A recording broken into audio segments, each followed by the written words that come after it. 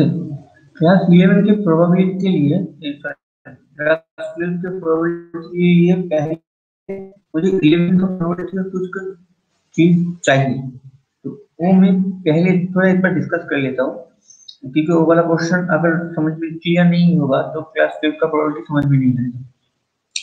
तो उसके लिए थोड़ा थोड़ा चीज जानना जरूरी है, तो मैं उसको सॉर्ट आउट कर रहा हूँ कुछ पॉइंट से।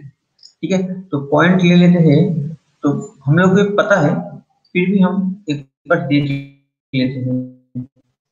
तो पॉइंट 1 क्या है, तो मुझे ए वाला फॉर्मूला चाहिए प्रोबेबिलिटी के लिए।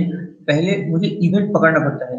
तो इवेंट क्या है, इवेंट चीज क्या है, वो हम लोगों ने क्लास 11 में पढ़ चुके हैं। जिसका प्रोबेबिलिटी चाहिए फाइंड करना चाहते हैं हम लोग, वही हमारा इवेंट होता है। ठीक है, तो वहाँ पर कुछ कुछ इंपॉर्टेंट फॉर्मूला था, तो वो वाला फॉर्मूला हम यहाँ पर एक बार लिख लेते हैं। तो प्रोबेबिलिटी ए यूनियन बी, इसका फॉर्मूला था probability A plus probability B minus probability A intersection B. Okay, number point 2, if A and B are mutually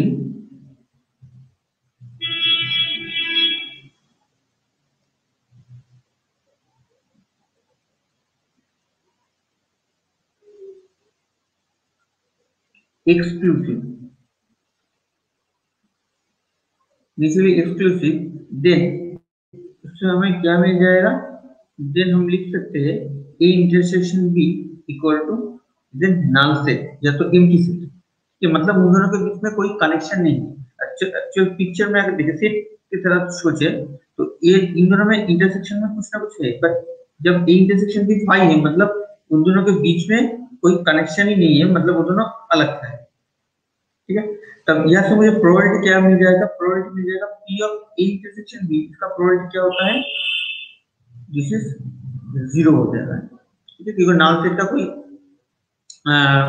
element नहीं है उसके अंदर, इसलिए उसका प्रोबेबिलिटी 0 हो जाता है। अगर याद नहीं है तो थोड़ा एक बार हम थोड़ा कर कह देते हैं। प्रोबेबिलिटी ए इक्वल टू, इसका फॉर्मूला था n of A by n of A. n of A क्या है, it is number of element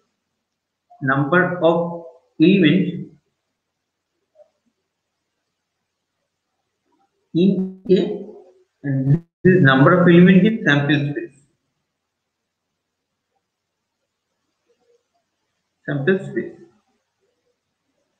ठीक है, तो इन हम लोगों को पता है, या फिर मैंने एक बार डिस्कस कर लिया।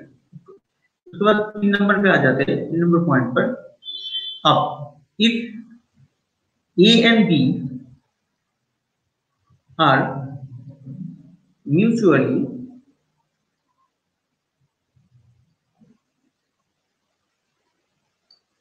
exclusive, तब हमें प्रोबेबिलिटी क्या मिलेगा, तब प्रोबेबिलिटी मिलेगा A यूनियन B, ये क्या आएगा, it is P of A plus P of B minus minus करके जो क्वेश्चन आता है वो वाला क्वेश्चन 0 होगा, क्योंकि मुझे पता है कि म्यूचुअली एक्सक्लूसिव होने से ये वाला क्वेश्चन 0 हो जाता है। ठीक है, तो म्यूचुअली एक्सक्लूसिव होगा तो सिर्फ प्रोबेबिलिटी कैसे काउंट करेंगे, तो सिंपली जस्ट दोनों प्लस कर देंगे, हम उसको प्लस कर देंगे। मतलब अगर दोनों के अंदर कोई कॉमन क्वेश्चन नहीं होगा तो एक्चुअली उसका कैलकुलेशन जस्ट दोनों का सम होता है, प्रोबेबिलिटी का सम होता है। हम आगे देखेंगे जब एक एक करके मैथ करेंगे तब डिस्कस करते करते चलेंगे। अब 4 नंबर, अब अगर if A and B are exhaustive,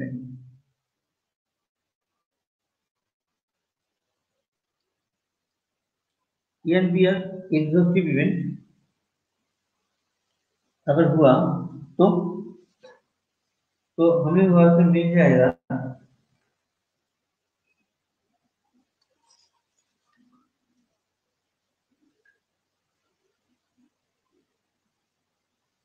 एक सेकंड।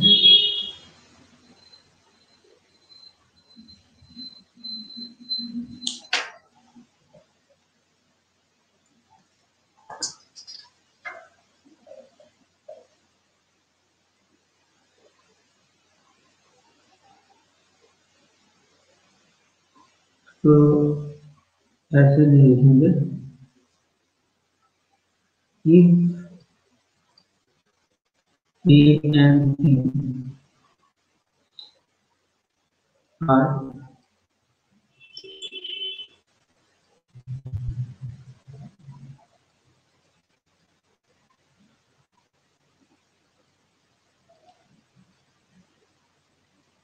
events, then तो हमें क्या मिल जाएगा?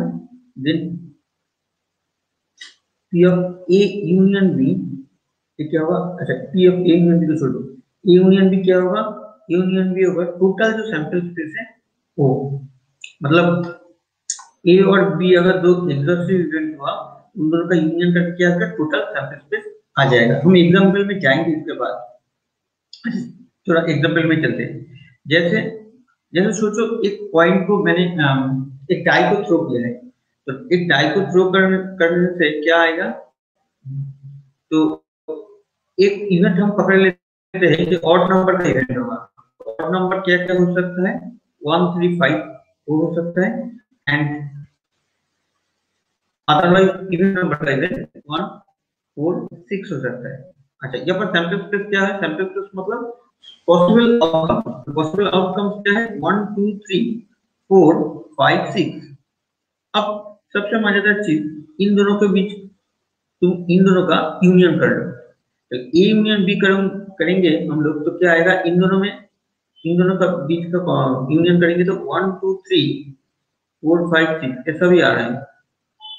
मतलब दिस इज सैंपल स्पेस। मतलब इन दैट एग्जांपल यहाँ पर ए और बी ये दोनों जो इवेंट हुआ, ये दोनों इवेंट क्या है? ये दोनों म्यूचुअली ये दोनों एग्जॉस्टिव इवेंट है। ओके, तब क्या आएगा? यहाँ से मुझे मिल जाएगा P of A union B, ये वाला हो जाएगा पी ऑफ एस।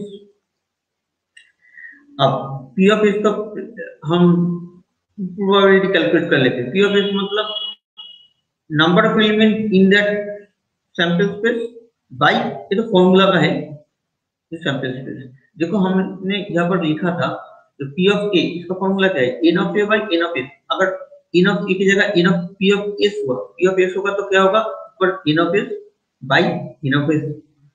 तब इसका कैलकुलेशन करने से क्या आएगा? 1। मतलब सैंपल स्पेस का प्रोबेबिलिटी काउंट करने से कितना आता है? 1 आता है। तो यहाँ पर भी हमें 1 ही मिल जाएगा। हम इसको काट देते हैं, ये 1 है। तो पी ऑफ ए यूनियन भी क्या आएगा? इट्स 1। क्लियर है? मतलब दो इवेंट अगर एग्जॉस्टिव इवेंट हुआ तो उन दोनों का यूनियन करके 1 आता है। अच्छा, नंबर पॉइंट 5 सबसे important point. If A and B are mutually exclusive and also inclusive,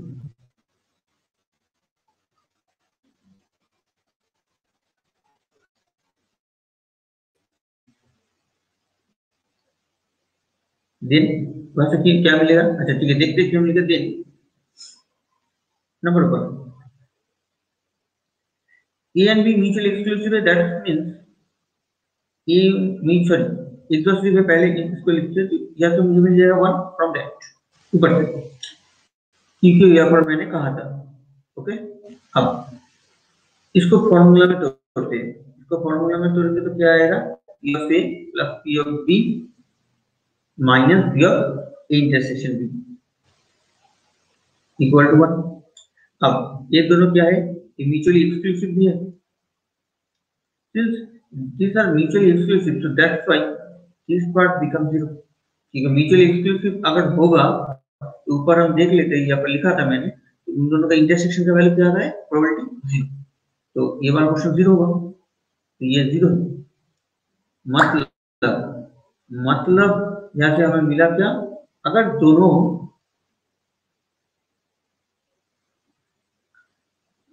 P of B equal to 1, मतलब A एंड B अगर म्यूचुअली एक्सक्लूसिव है, एक दोनों ही हुआ, म्यूचुअली एक्सक्लूसिव एंड एक्सक्लूसिव, अगर ये दोनों एक साथ होगा तो उन दोनों का सम कितना आएगा, प्रोबेबिलिटी का सम 1 आएगा। ठीक है, अभी यहाँ पर देख लो, ए वाला एग्जांपल जो हमने यहाँ पर डिस्कस किया था, देखिए देखो ए और बी इन दोनों के बीच में भी कुछ कॉमन नहीं है, देखो तो बीच में भी कुछ कॉमन नहीं है, मतलब ये दोनों पाई है, मतलब इन दोनों का इसका कैलकुलेशन करेंगे तो क्या आएगा, 0 आएगा। ठीक है, मतलब ये वाला एग्जांपल में ए और बी एक साथ म्यूचुअली एक्सक्लूसिव भी है और एग्जॉस्टिव बोथ है। ठीक है, क्लियर हुआ। अच्छा, यहाँ से पॉइंट नंबर 6 में क्या मिलेगा हमें, पॉइंट नंबर 6 में हम लिख लेते हैं या तो देख लेते हैं, चलो ए एंड ए कॉम्प्लीमेंट को ऐसे भी लिखा जा सकता है, कोई कॉम्प्लीमेंट को ऐसे लिखता है, कोई कॉम्प्लीमेंट को डैश में लिखता है, कोई कॉम्प्लीमेंट को ऐसे लिखता है बार में। ठीक है, तो सभी चलेगा, जैसा ग्रुप तुम फॉलो करोगे उसमें ऐसा ही होगा, तो उससे कोई फर्क नहीं पड़ेगा। ओके, सबका एक ही मतलब है।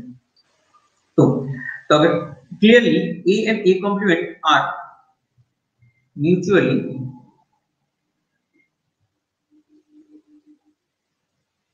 एक्सक्लूसिव, क्यों,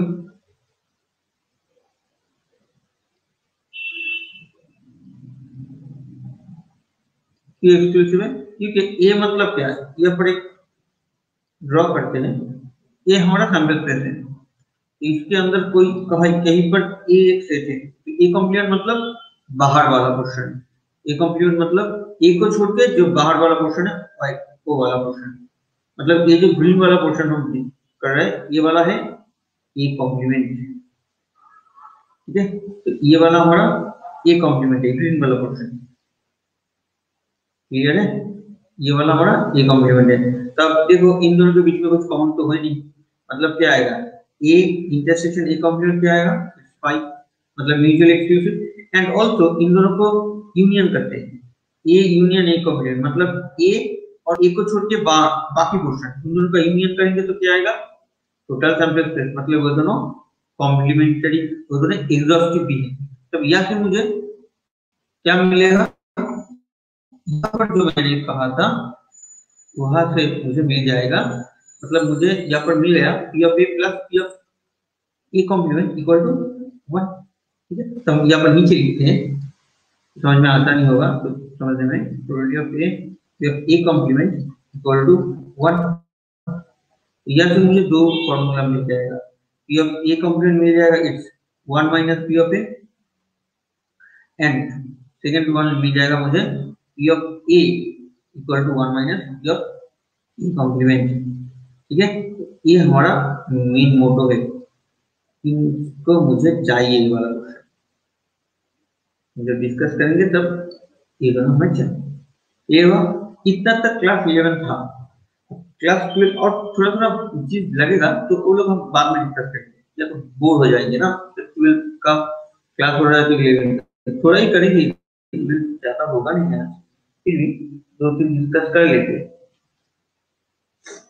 और थोड़ा थोड़ा, हाँ कुछ चीज को मुझे जानना है, वो भी मुझे चाहिए, तो ये वाला भी चाहिए। ठीक है, बहुत इंपॉर्टेंट है, क्योंकि जब मैथ करेंगे तब प्रॉब्लम हो जाएगा पढ़ना, तो एक टेबल करके बोल देते हैं, कहीं पर अगर ऐसा हुआ नॉट ए तो हम उसको कैसे लिखेंगे, प्रोबेबिलिटी में जब मैथ करेंगे तो कैसे लिखेंगे, नॉट ए मतलब ए बार, मतलब ये नहीं है, ठीक है, इसका मतलब ये है।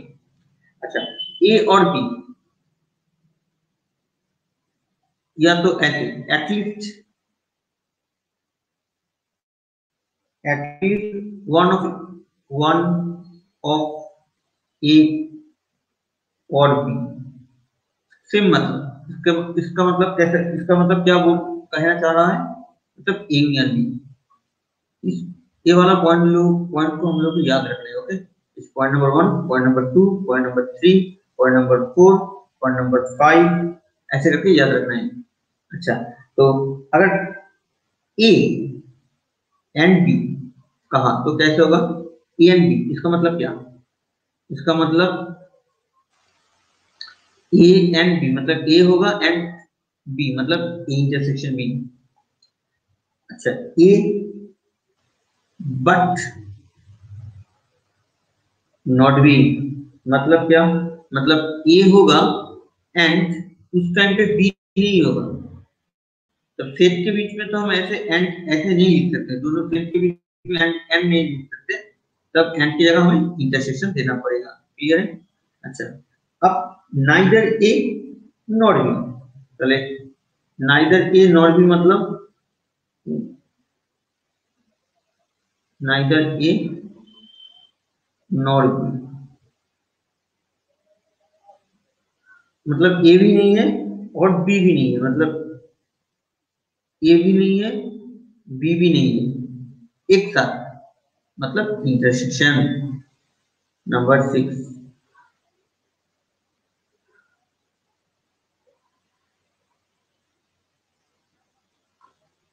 नंबर 6 में क्या होगा? At least one of A B और सी। ठीक है, तब at least one of A B और सी। एटलीस्ट ये 2 नंबर में था एटलीस्ट, मतलब A union B union C. Okay, clear? Next और क्या चाहिए? Exactly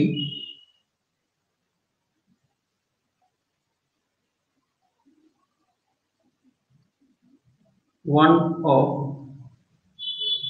A and B. ये बहुत इंटरेस्टिंग है। Exactly one of A and B, इसका मतलब क्या? मतलब ए और बी जो है इन दोनों में ए एक सेट है, बी एक सेट है। तो ए सेट और बी सेट इन दोनों में एग्जैक्टली ए और एग्जैक्टली बी। अच्छा देखो, यहाँ पर इसको बड़ा कर लेते हैं, तो ना थोड़ा बड़ा कर लेते हैं। ये वाला ए है, ये वाला बी है, और ये वाला ए, ये वाला बी है, तो इसको कुछ अलग लाल कलर से लिखते हैं, समझ में आता है। अच्छा, और ये वाला क्वेश्चन, ये वाला क्वेश्चन को क्या कहा जाता है? ये क्वेश्चन है ए इंटरसेक्शन। ये वाला क्वेश्चन है ये इंटरसेक्शन बी, मतलब इन ए मिडिल वाला जो क्वेश्चन है इसमें ए भी है बी भी है, दोनों का कॉमन क्वेश्चन है। सिर्फ ए कौन सा है? सिर्फ ए वाला क्वेश्चन, मतलब ये वाला क्वेश्चन यहां से यहां तक, दिस इज ओनली ए, या तो एग्जैक्टली ए, मतलब इसमें बी का कुछ भी पार्ट ए नहीं। आई थिंक क्लियर हुआ? ये जो ग्रीन वाला क्वेश्चन है, ठीक है? ओके, दैट मींस एक ग्रीन वाला क्वेश्चन क्या है? इट इज माय एग्जैक्टली ए। ये वाला क्वेश्चन है हमारा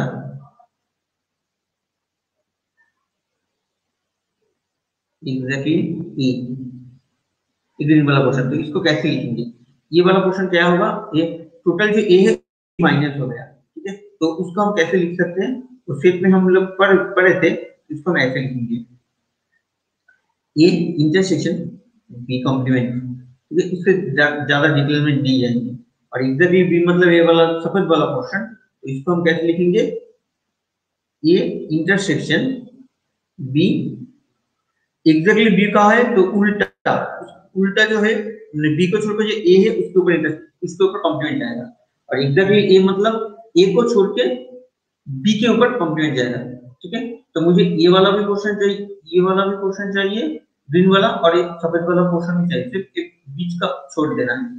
तो इन दोनों क्वेश्चन का क्या, दोनों क्वेश्चन में देखो कोई कॉमन पार्ट नहीं है। ग्रीन वाला क्वेश्चन और सफेद वाला क्वेश्चन में कोई कॉमन पार्ट है नहीं, तो हम लोग कैसे लिखेंगे? इन दोनों के पार्ट चाहिए मुझे, हम ऊपर जाएंगे लिखेंगे ए इंटरसेक्शन बी बार, ये वाला क्वेश्चन एंड ये वाला क्वेश्चन। ठीक है, अब कोई भी एलिमेंट एक साथ तो दो जगह नहीं रह सकेगा। कोई अगर ग्रीन में रहेगा तो सफेद में नहीं रहेगा, या तो सफेद में रहेगा तो ग्रीन में नहीं रहेगा, तो इसके लिए इसके ऊपर यूनियन मतलब इन दोनों में कोई एक में रहेगा, दिस और दिस द सेम। ओके, अच्छा नेक्स्ट पॉइंट में जाते हैं, ऑल थ्री ऑफ एबीसी। मतलब ऑल थ्री ऑफ एबीसी मतलब क्या होगा, इसमें आते हैं ऑल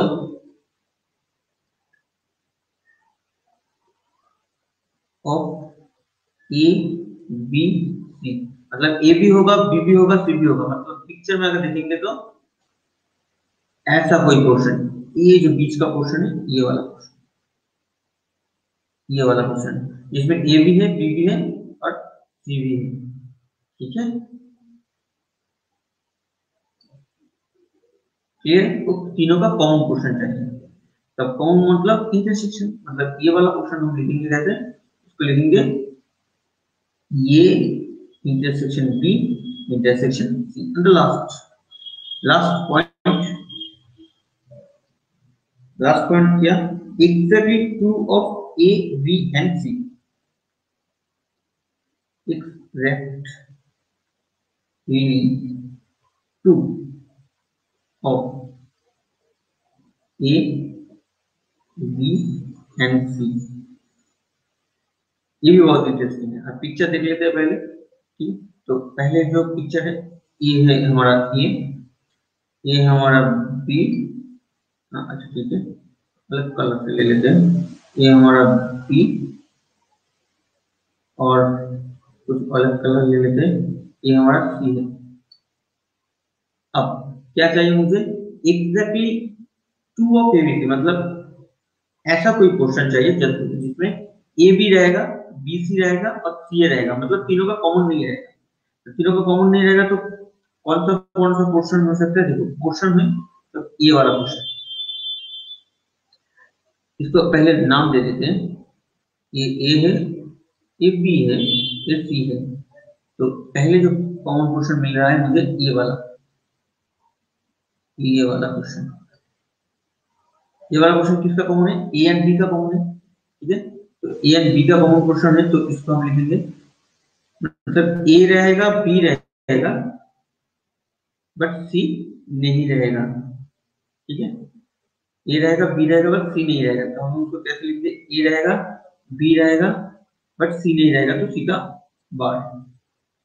ऐसे ही ये वाला क्वेश्चन जिसमें बी और जिसमें बी है और सी है, ये वाला क्वेश्चन, इसमें बी और सी होगा तो ए का कुछ भी पार्ट होगा नहीं। देखो ए या पर, एक बार देखो ए या पर है, या पर ए का पार्ट है, तो हम ये वाला क्वेश्चन लिख देंगे।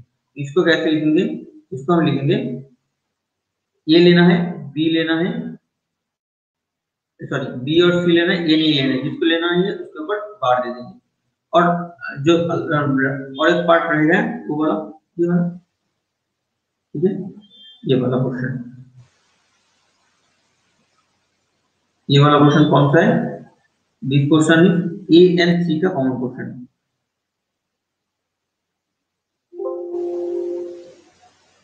ए एंड सी का कॉमन क्वेश्चन। ठीक है, तो इसको हम कैसे लिखेंगे, इसको लिखेंगे A intersection B intersection C. किसको नहीं चाहिए, सी को नहीं, बी को नहीं चाहिए, बी को नहीं चाहिए तो बी के ऊपर बार दे देंगे। ओके, अब क्या, इन तीनों में से कोई भी एक ले लो, कोई भी एक ले सकते हैं हम। ठीक है, एग्जैक्टली ट्रू ऑफ एबीसी, मतलब ये वाला भी कंडीशन हो सकता है, मतलब ए भी लिया सी नहीं लिया, या तो ए वाला भी कंडीशन ले सकते हैं, ए ले रहे हैं, बी एंड सी ले रहे हैं, ए को नहीं ले रहे हैं, ए वाला भी कंडीशन हो सकता है। तीनों में से कोई भी कंडीशन हो सकता है, इसलिए हमें तीनों को लेना है, बट कोई भी एक पार्ट आएगा एक ही टाइप का, तो दिस और दिस और रहेगा, तो बीच में तब हमें क्या करना पड़ता है, यूनियन लेना पड़ता है। ठीक है, क्लियर हो गया। ओके, इतना पहले